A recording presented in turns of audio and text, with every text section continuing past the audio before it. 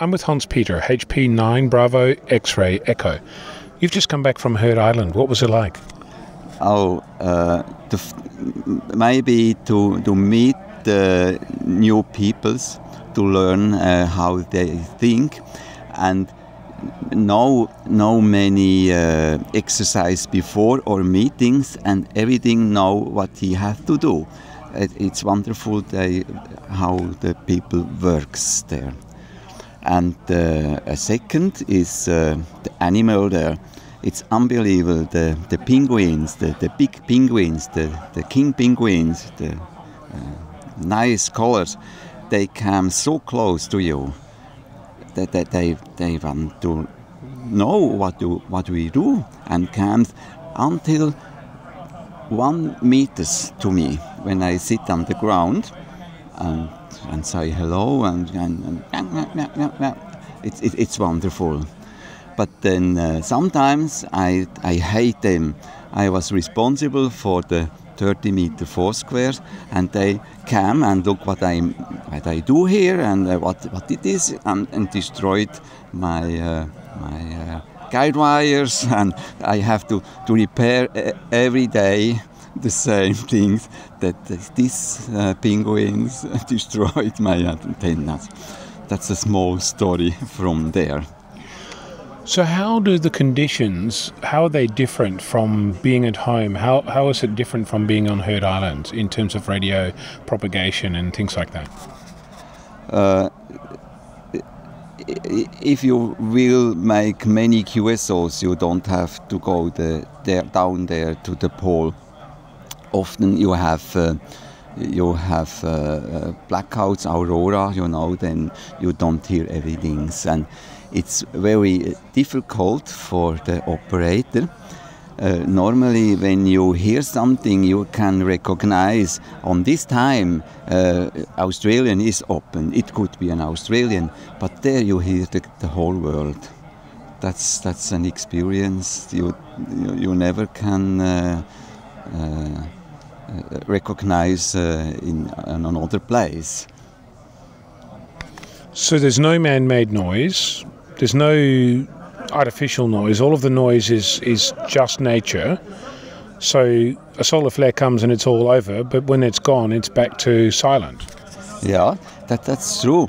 I have done some pictures that shows our noise level is down by 130 minus 130 dBs, and no signal. It's so low. Just if you have homemade noise from a power supply for the smartphone like them, but it's very seldom. So it's unbelievable. You can listen down to minus 130 dBs. I never have seen that before. So you mentioned that you've got a 30-meter Foursquare. What other antennas did you have? For 160 meters, we had a vertical, lambda 40, and top-loaded, and of course radials on a wet ground. Very good antennas, and maybe we had a really good result of 160 meters.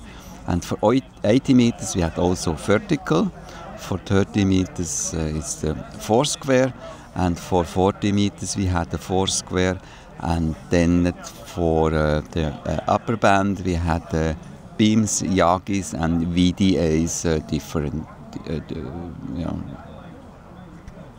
So how does your shack back at home compare to what you had to work with at Heard Island? Did you feel that you had to forego any creature comforts, or was it an amazing shack away from home?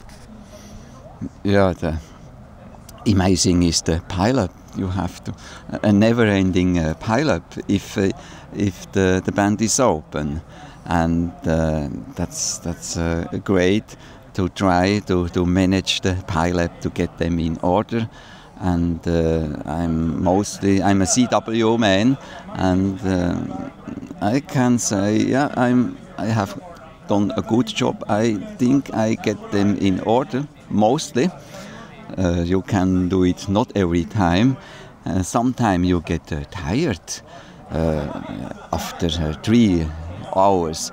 It could be that you get a blackout, and then you have to think something I have to change, and you have to change something. It is just to say now QRX I have to go to the generator. In case I was not to the generators, I was take a coffee. What was your best memory? The best memory is by the Breifahrt, the shift crew, how they works and they helps. Unbelievable. It's a part of our team, and they have a so hard job, and they help us unbelievable to get all this stuff on the island, and the waves are high and rough with the small boat. It's a highlight to see how they works, and very helpful. As congratulations on this way to the Breifahrt and this crew. Thank you so very much. Thank you. Hans Peter, HP9 Bravo X-Ray Echo.